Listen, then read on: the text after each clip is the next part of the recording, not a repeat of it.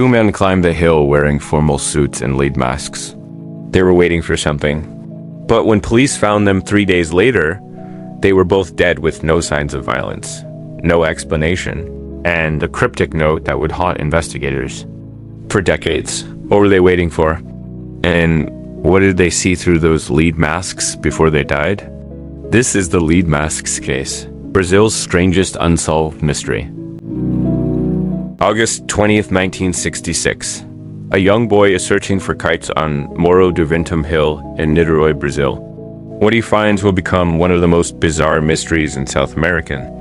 History got two men, dressed in identical formal suits, wearing waterproof raincoats, and covering their eyes. Homemade lead masks. No identification, no weapons, no signs of struggle.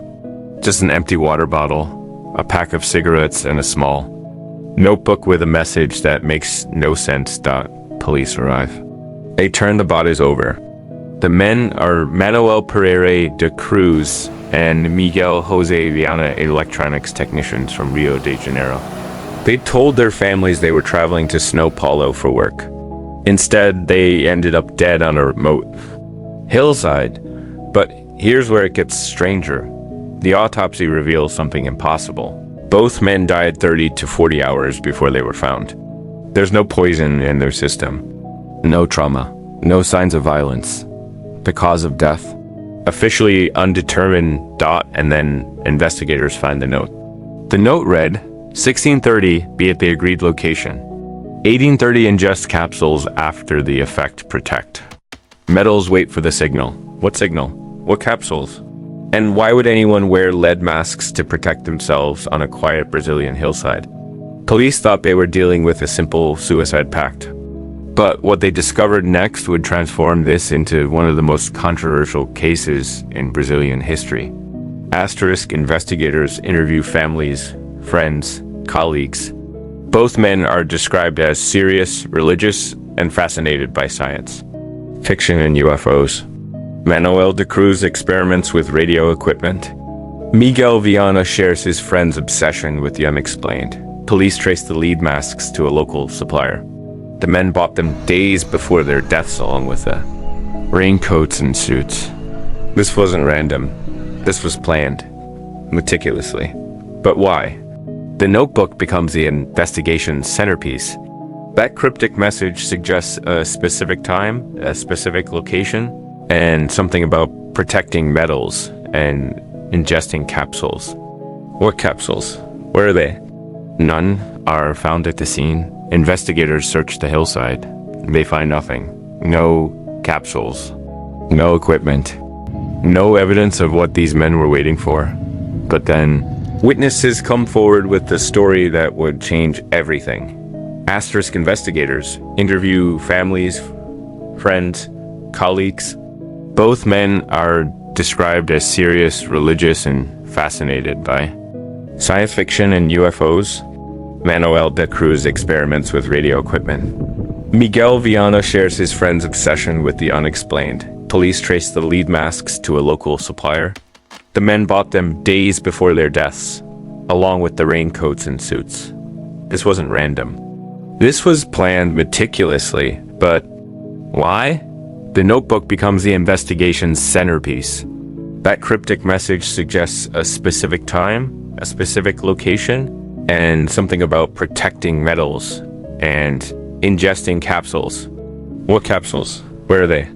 None are found at the scene. Investigators search the hillside. They find nothing. No capsules. No equipment. No evidence of what these men were waiting for. But then, witnesses come forward with a story that would change everything. Asterisk, the lead masks case occurs during Brazil's UFO wave of the 1960s. Throughout the decade, hundreds of Brazilians report strange lights, close encounters, and unexplained aerial phenomena. The country becomes a hotspot for ufology. Investigators discover both victims had connections to UFO research groups. They'd attended meetings discussing extraterrestrial contact. Some witnesses claim they were experimenting with radio equipment, attempting to communicate with alien spacecraft. Suddenly, the lead masks make sense. If they expected to encounter radiation from a UFO, the masks would provide protection.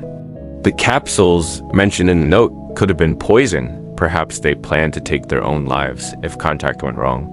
Or perhaps they believed the capsules would protect them during the encounter. But here's what investigators can't explain. When they test the hillside for radiation, they find nothing. No elevated levels, no evidence of radioactive material. So what were the masks for? Asterisk police have three theories: suicide pact, UFO encounter, or secret experiment. But none of them fit the evidence perfectly. And then they discover something. That would make the case even more disturbing. Both men had purchased the suits and masks on the same day. From the same store? As if they were following instructions from someone or something. Who gave them those instructions? And are they still out there? Not everyone believes in aliens. Investigators propose more earthly explanations. Theory 1. Suicide pact. The men, possibly depressed, planned to die together. The lead masks and formal attire were part of the ritual. But why the elaborate staging? Why on a remote hill? And why the cryptic note? Theory 2. Religious cult. Some suggest the men belonged to a secret religious or spiritualist group. The lead masks protected them during a spiritual ritual. Something went wrong. But no cult is ever identified. Theory 3. Scientific experiment. Electronics technicians, perhaps they were testing radiation detection equipment. An accident occurred. But no radiation is detected at the scene. Theory 4. Mass hysteria. The UFO wave creates an atmosphere where rational men make irrational decisions. They believe they will meet aliens. They prepare accordingly. They die, waiting for something that never comes. But here's what keeps investigators awake at night. The note specifically mentions 1830, 6:30 p.m., and that's dusk. The exact time when witnesses reported seeing the strange lights. Coincidence? Or something more? Asterisk 58 years later, the lead masks case remains one of Brazil's most debated mysteries. It's been featured in countless documentaries, books, and UFO research papers. Modern forensic experts re-examine the evidence. Some suggest the men may have ingested a toxic substance that wasn't tested for in 1966. Others propose they died from natural causes, heart attacks triggered by fear or excitement. The hill where they died, Morro do Ventum, becomes a pilgrimage site for UFO enthusiasts. People report strange lights and unexplained phenomena. Some claim to feel the presence of the two men who died waiting for a signal that never came in 2018. Brazilian researchers reopened the case, applying modern forensic techniques. They interview aging witnesses.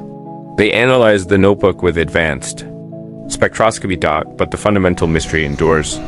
Two men climbed a hill in 1966, wearing lead masks and formal suits, waiting for something they believed would change everything. They never came down, whether they were victims of a UFO encounter, a failed experiment, or their own beliefs. We may never know. But their story endures, a testament to humanity's eternal quest to understand the unknown. What do you think happened on that hill? Share your theory in the comments below. If this documentary honored the victims and explored the mystery with respect, please like, subscribe, and turn on notifications. Share this video to keep the investigation alive. Until next time, stay curious. And remember, some mysteries are meant to haunt us forever. This has been Dark History Files.